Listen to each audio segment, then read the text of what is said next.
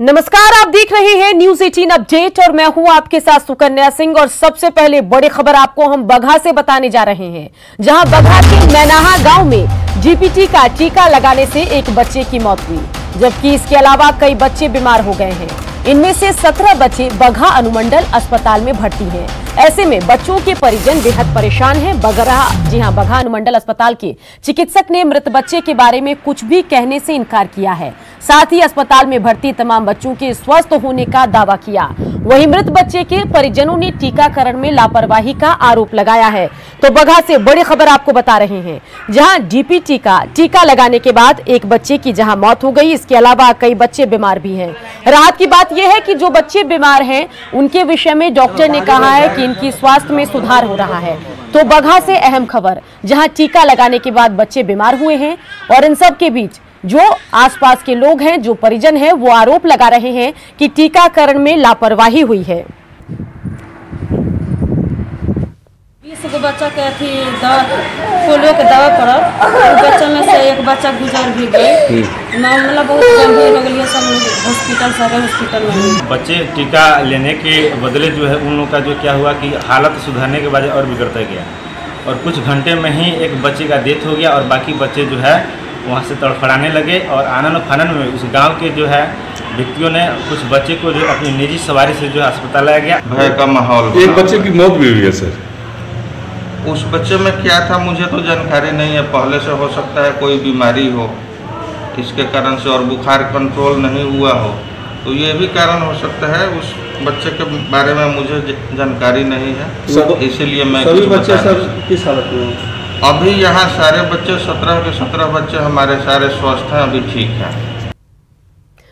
मुन्ना हमारे संवाददाता इसी खबर पर ज्यादा जानकारी के साथ फोन लाइन से जुड़ गए हैं। मुन्ना, क्या कुछ जानकारी आपके पास है, बताइए।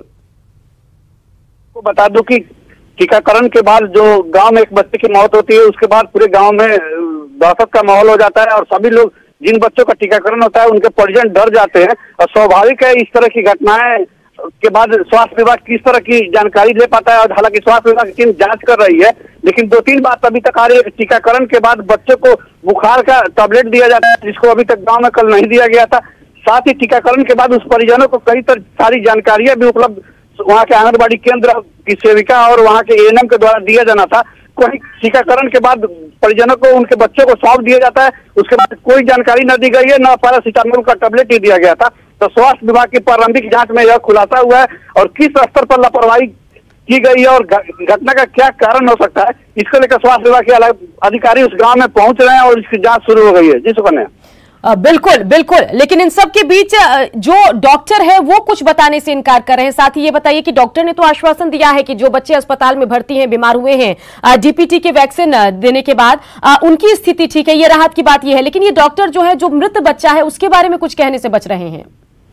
जी सुकन्या, मैं आपको बता दूं कि स्वास्थ्य विभाग के अधिकारियों, आला अधिकारी से भी मेरी बात हुई है। उन लोगों का आरोप कहना है कि जांच चल रही है, जांच के दौरान उस बच्चे की मौत किस कारण से हुई है, टीकाकरण से हुई है या हो सकता है कि उससे पहले वो बच्चा बीमार हो और टीकाकरण के बाद उसकी स्थिति और ज्यादा खराब हो गई हो। तो तमाम ऐसे बिंदु है जिसकी जांच हो रही है। चूंकि राष्ट्रीय स्तर का कार्यक्रम है टीकाकरण, और इस टीकाकरण के बाद इस तरह का घटना का आना एक बड़ी जांच का मामला है, इसलिए फिलहाल कुछ कहना मुनासिब नहीं होगा। और स्वास्थ्य विभाग के आला अधिकारी उस गांव में पहुंच रहे हैं और जांच के बाद भी कुछ बताने की स्थिति में है। चलिए, नजर बना के रखिए पूरे मामले पर। तमाम जानकारी के लिए मुन्ना आपका शुक्रिया। इधर झारखंड के चतरा सदर अस्पताल में लापरवाही के चलते नवजात शिशु की मौत हो गई। भुयाजी के गर्भवती महिला को कल सुबह 8 बजे अस्पताल में एडमिट कराया गया था। ये महिला प्रसव पीड़ा से दिन भर कराहती रही, लेकिन चिकित्सकों ने कोई सुध नहीं ली।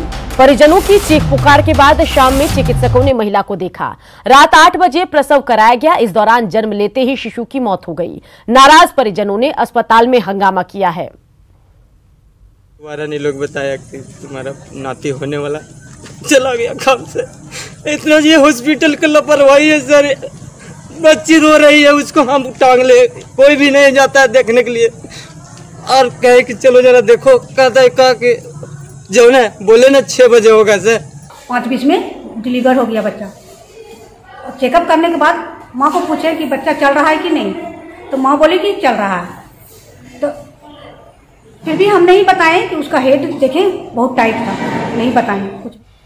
सासाराम सदर अस्पताल में इन दिनों ठेले पर स्वास्थ्य सिस्टम दिख रहा है। यहां करपुरवा गांव की रहने वाली मरीज मनवती देवी पिछले कई दिनों से ठेले पर सवार होकर इलाज के लिए अस्पताल आती है और उनके पति जग नारायण हर दिन ठेला खींचकर पत्नी को अस्पताल तक पहुंचाते हैं और इलाज कराकर फिर घर चले जाते हैं। पूरा अस्पताल प्रशासन इस नजारे को देखता है, लेकिन कोई इसकी सुध लेने वाला नहीं है, जबकि सदर अस्पताल में एम्बुलेंस से लेकर तमाम सुविधाएं मौजूद हैं। वहीं सिविल सर्जन ने बताया कि इसकी जानकारी फिलहाल उन्हें नहीं मिली है। और अब इलाज तो साल भर से करा रहे हैं। यहाँ तक रोज आना जाना ठेले से करते हैं आप? हाँ, आना जाना ठेले से करते हैं। एम्बुलेंस नहीं मिला? नहीं, हमको एम्बुलेंस नहीं मिला, हमको नंबर मालूम नहीं है। नहीं, हमारे यहाँ नॉन कोविड केस के लिए एम्बुलेंस है और उसकी सुविधा यहाँ उपलब्ध है और ज़रूरत पड़ने पर ऐसे रोगियों को हम एम्बुलेंस की सुविधा देते हैं। गया में अपराधियों ने बड़ी घटना को अंजाम दिया। हरनी गांव में महेंद्र यादव के घर के बाहर बैठे लोगों ने अपराधियों पर, जी हां, घर के बाहर जो लोग बैठे थे उन पर अपराधियों ने अंधाधुंध फायरिंग की और 2 लोगों को मौत के घाट उतारा।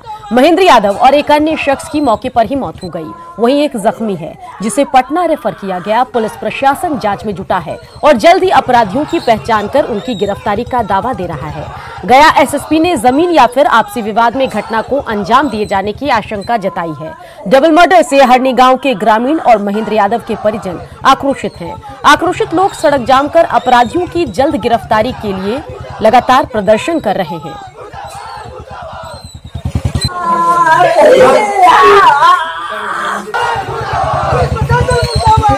8 बजे तक 9 बजे तक बैठे रहे हैं। उसके बाद हम लोग खाना खा के हम लोग सो गए घर का। उसके बाद उन लोग तीनों बैठ के बातचीत कर रहे थे। उसके बाद हम लोग 10:30 बजे के लमसम आवाज़ सुने तो बाहर निकले तो देख रहे हैं कि मामा हमको कुर्सी के नीचे गिरे हुए हैं और एक रमजाल है और एक और लड़का है दुलारचंद साहब, उसका भी हल्का लगा हुआ है। ये साजिश रचा गया है इलेक्शन के तौर पे। कितने लोग की डेथ हुई है? 2 के डेथ हुए हैं, एक घायल है, वो गया हॉस्पिटल में भर्ती हुए। बेगूसराय के तेघड़ा बाजार में कल अपराधियों ने दिन दहाड़े ज्वेलर्स दुकान में फायरिंग कर लाखों रुपए के जेवरात की लूटपाट की। बेगूसराय के सांसद सह केंद्रीय मंत्री गिरिराज सिंह ने पीड़ित दुकानदार से मुलाकात की और घटना के बारे में जानकारी ली। उन्होंने वारदात पर दुख जताते हुए अपराधियों की जल्द गिरफ्तारी का आश्वासन दिया है।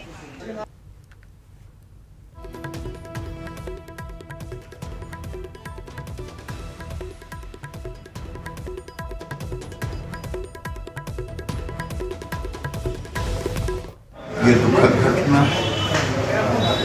ये वारदात, मुझे लगता है इस पर यथाशीघ्र सफलता मिलनी चाहिए। झारखंड के मुख्यमंत्री हेमंत सोरेन ने कहा है कि कोरोना के बढ़ते संक्रमण के बीच फिलहाल जेईई और एनईईटी जैसी परीक्षाएं स्थगित होनी चाहिए।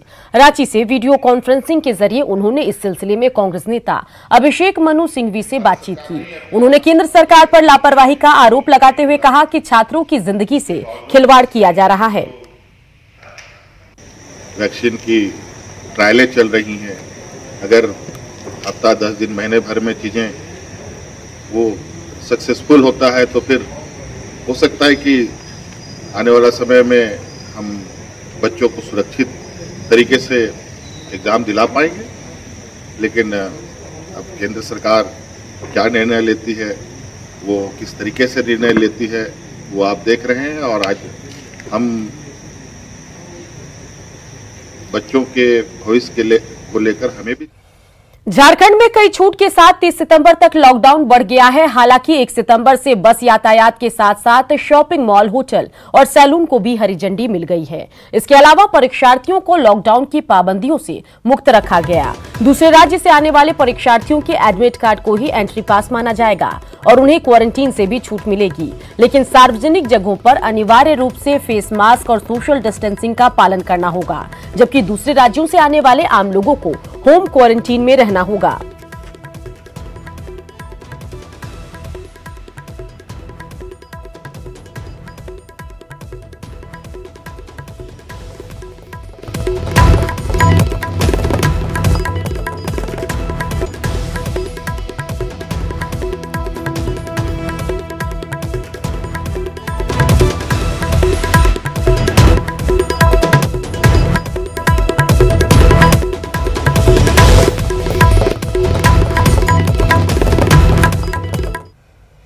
तेज प्रताप यादव ने अपनी सफाई में कुछ कागजात पेश किए हैं। उन्होंने कहा कि उन्होंने मेल और पत्र के जरिए झारखंड के मुख्य सचिव से यह पहले ही अपील की थी कि उन्हें क्वारंटीन से मुक्त कर दिया जाए। इस पत्र में यह भी लिखा हुआ है कि जिला प्रशासन के दिशा निर्देशों का वो पालन कर रहे हैं। साथ ही उन्होंने रांची में अपना कोरोना टेस्ट भी कराया था। तेज प्रताप ने अपनी नेगेटिव रिपोर्ट भी न्यूज 18 से शेयर की। तेज प्रताप ने जोर देकर कहा कि उन्होंने किसी नियम का उल्लंघन नहीं किया है।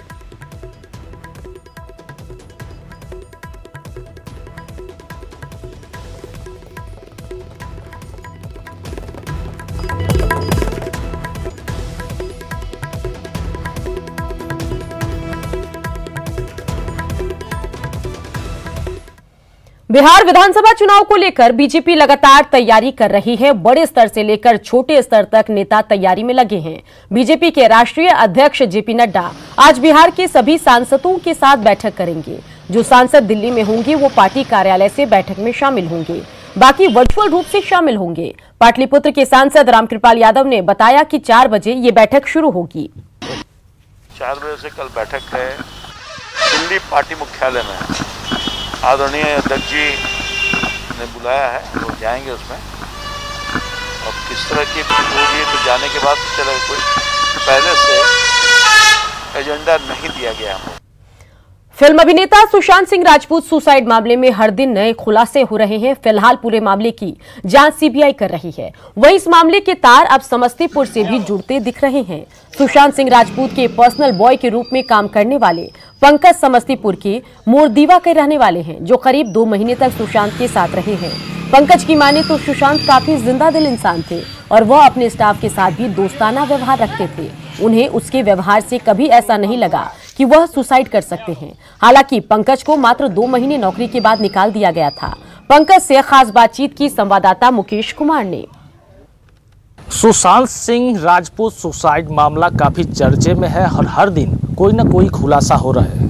हमारे साथ इस वक्त पंकज हैं, जो सुशांत का कभी पर्सनल बॉय हुआ करते थे। हम सबसे पहले आप वहाँ पर कब काम शुरू किए थे? मैं 2019 मार्च अप्रैल में था, उस समय कर रहा था। उस समय सब कुछ सही चल रहा था, हम लोग अच्छे से फोकस कर रहे थे। छिछोरे का शूट चल रहा था, तो लाइफ में हम लोग अच्छे से बिजी थे, ऐसा कुछ प्रॉब्लम नहीं था।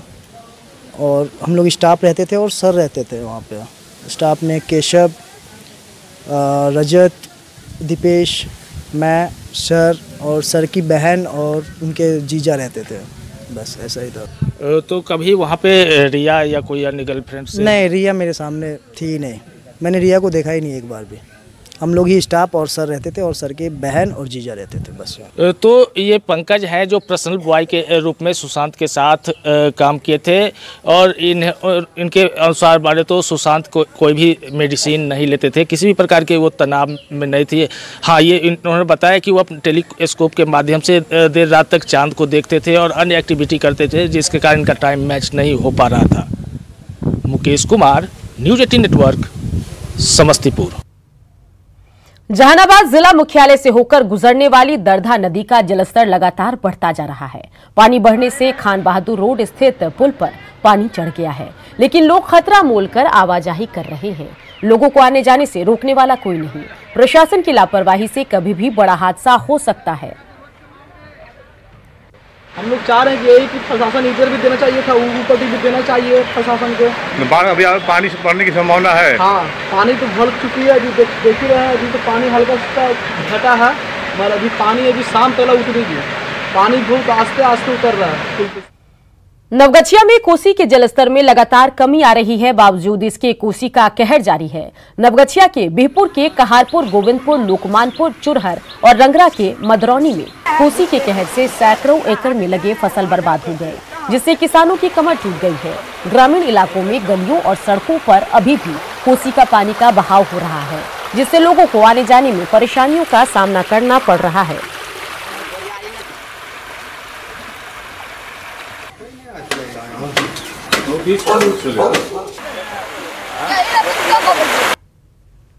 के मुख्य है जो फसल में डूब गया है, बर्बाद हो गया, नुकसान हुआ, करोड़ों रुपए का क्षति हुई है। इससे यहाँ के लोगों को, हम लोगों को चाहिए सरकार के द्वारा जल्द से जल्द क्षति मुआवजा दिया जाए और ताकि किसानों को कुछ राहत हो।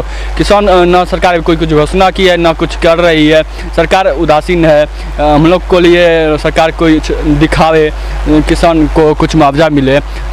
न्यूज 18 के खुलासे पर बड़ी कार्रवाई हुई है। एनआरएचएम में फर्जीवाड़े पर बड़ी कार्रवाई हुई है। मुशहरी स्वास्थ्य केंद्र के लेखपाल बर्खास्त किया गया है।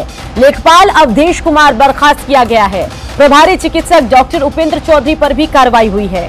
स्वास्थ्य प्रबंधक रामकृष्ण पर भी कार्रवाई की अनुशंसा की गई है। मुजफ्फरपुर में न्यूज 18 ने एनआरएचएम में घोटाले का बड़ा खुलासा किया था, जहां उम्रदराज महिलाओं के अकाउंट में लगातार पैसे डाले जा रहे थे और उसके बाद निकाले भी जा रहे थे। और इन सब के बीच इस पूरे मामले को प्रमुखता से हमने दिखाया और अब इस पूरे मामले पर बड़ा खुलासा हुआ है। खुलासा यह है कि इस पूरे मामले पर कार्रवाई हुई है कई लोगों पर, और कार्रवाई की अगर हम बात करें तो फर्जीवाड़े पर बड़ी कार्रवाई यह है कि मुशहरी स्वास्थ्य केंद्र के लेखपाल बर्खास्त किए गए। लेखपाल अवधेश कुमार बर्खास्त किए गए हैं। साथ ही प्रभारी चिकित्सक डॉक्टर उपेंद्र चौधरी पर भी कार्रवाई हुई है। स्वास्थ्य प्रबंधक रामकृष्ण पर भी कार्रवाई की अनुशंसा हुई है। तो मुजफ्फरपुर में न्यूज 18 ने ये बड़ा खुलासा किया था।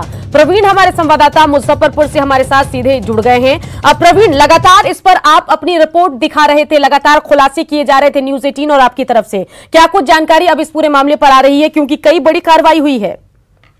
जी देखिए, जो न्यूज 18 ने एक्सक्लूसिव खुलासा किया था, उस न्यूज के आधार पर डीएम ने यहाँ 4 सदस्यीय टीम बनाई थी और एडीएम के नेतृत्व में जांच हुई थी। और जो जांच हुई थी उसमें भी इस बात की पुष्टि हुई थी कि उन 4 महिलाओं, जो उम्रदराज महिलाएं हैं, जो वृद्धावस्था पेंशन पाती हैं, उनके खाते में बार बार साल भर के भीतर प्रोत्साहन राशि भेजी गई, जबकि उनका कोई संस्थागत प्रसव नहीं हुआ था। उसके बाद डीएम ने यहाँ के सिविल सर्जन से एक रिपोर्ट मांगी थी और सिविल सर्जन ने जो चिकित्सा पदाधिकारी हैं उपेंद्र प्रसाद और जो प्रबंधक हैं उनसे रिपोर्ट किया था, उनसे शोकॉज किया था। तो उनका जब जवाब मिला है उसके बाद सिविल सर्जन ने डीएम को अनुशंसा किया है कि दोनों के लेवल पे जो स्वास्थ्य प्रबंधक हैं और जो प्रभारी चिकित्सा पदाधिकारी हैं, दोनों के स्तर पर घोर वित्तीय अनियमितता बरती गई है। और इस मामले में जो लेखापाल है और जो सीएसपी संचालक है, दोनों की भूमिका संदिग्ध है। साथ ही साथ जो एक बिचौलिया है जिसे न्यूज 18 ने खुलासा किया है, सुशील कुमार, उसकी भूमिका को भी पूरी तरह से जांच टीम ने संदिग्ध माना है। तो इस आधार पर प्रारंभिक तौर पर जो लेखापाल अवधेश कुमार है, जिसके खिलाफ प्राथमिकी भी दर्ज कराई गई है, वो फरार है, उसे तत्काल बर्खास्त कर दिया गया है, सेवा से हटा दिया गया है।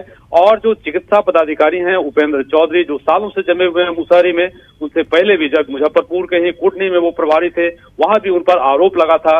और जो रामकृष्ण है स्वास्थ्य प्रबंधक हैं, इनकी भूमिका को भी संदिग्ध मानते हुए, वित्तीय अनियमितता में शामिल मानते हुए विभाग से कार्रवाई की अनुशंसा सिविल सर्जन ने की है और इसे अब डीएम फॉरवर्डिंग करेंगे विभाग को। तो स्वास्थ्य विभाग को अब एक्शन लेना होगा। लेकिन एक बड़ा सवाल सुकन्या है, जिस प्रकार न्यूज 18 ने लगातार अब तक 23 मामलों को इस प्रकार खुलासा किया है कि किस प्रकार ऐसी महिलाएं जो 10 से 15 साल तक प्रसव नहीं की हैं, उनका अस्पताल से कोई सरोकार नहीं है, उन महिलाओं के खाते में मुशहरी के अलग अलग पंचायतों में ये खुलासे हो रहे हैं। लेकिन कितनी राशि इस राष्ट्रीय स्वास्थ्य मिशन योजना से पिछले 3 सालों में, क्योंकि 2018, 2019 और 2020 में ये अनियमितता न्यूज 18 ने दिखाया है, तो 3 सालों में कितनी राशि इस योजना से आप कह सकते हैं कि अपव्यय किया गया, बर्बाद किया गया, उसका कोई लेखा जोखा फिलहाल नहीं है। लेकिन मजिस्ट्रेट की निगरानी में मुशहरी पीएससी में जो लेखापाल के अंदर की संचिकाएं हैं उसे लिया जा रहा है और इस मामले में मुशहरी के जो थानाध्यक्ष हैं वो भी जांच कर रहे हैं।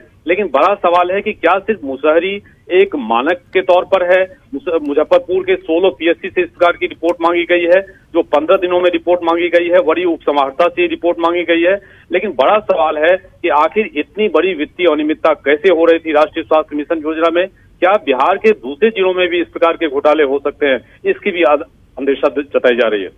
बिल्कुल। और इसके अलावा आरोपी जिन पर कार्रवाई हुई है, क्या उनकी तरफ से अब तक कोई सफाई वगैरह पेश की गई है?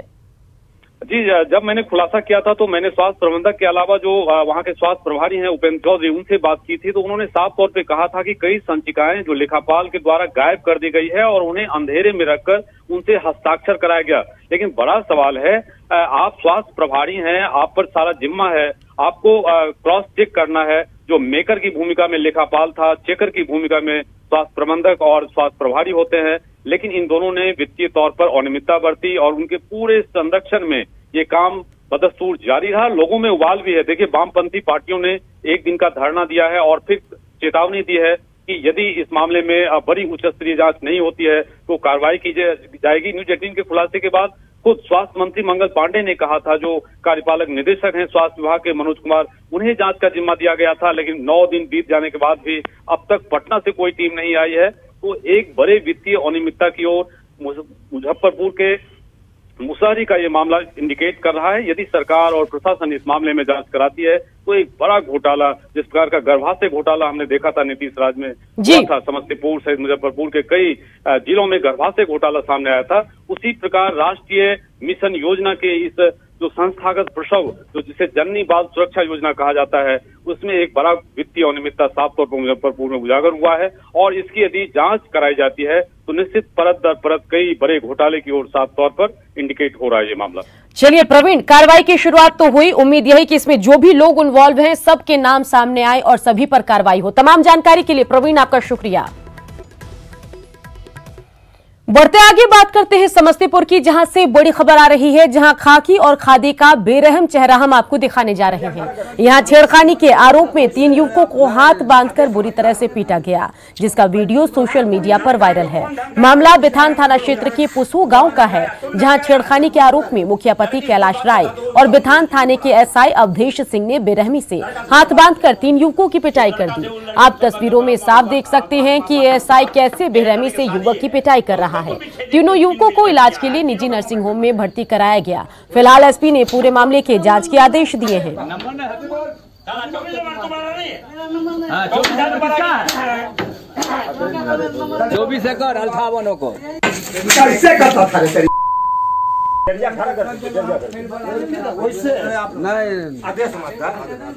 कौन धमकाया? कौन धमकाया? तुम धमकाया? लड़की से तुम बात करता तो आरोप लगाया जा रहा था। इसकी जानकारी प्राप्त होने पे वहाँ के स्थानीय मुखिया और लोकल पुलिस पहुँची थी और थाना के द्वारा मारपीट किस परिस्थिति में की गई है इसके संबंध में हमने वहाँ के एसडीपीओ रोसड़ा को जांच के लिए दिया है। जांच के पश्चात हम लोग अग्रिम कार्रवाई करेंगे। मुहर्रम को लेकर प्रशासन अलर्ट मोड में है। इसे लेकर पुलिस मुख्यालय ने सभी जिलों के एसपी को सख्त दिशा निर्देश जारी किए हैं। एडीजी पुलिस मुख्यालय ने कहा कि लॉकडाउन के दौरान धार्मिक समारोह को लेकर जारी गाइडलाइन को सख्ती से पालन किया जाएगा। मुहर्रम के बारे में शिया वक्फ बोर्ड एवं सुन्नी वक्फ बोर्ड द्वारा भी अपील जारी की गई है समुदाय के लोगों से कि क्या वो सावधानियां बरतें, क्या करें क्या नहीं करें, इस तरह के वो इसलिए उसका भी प्रभाव हमें दिखेगा। और इसके अलावा हमारी अपनी सारी व्यवस्थाएं पूरी की जा चुकी हैं।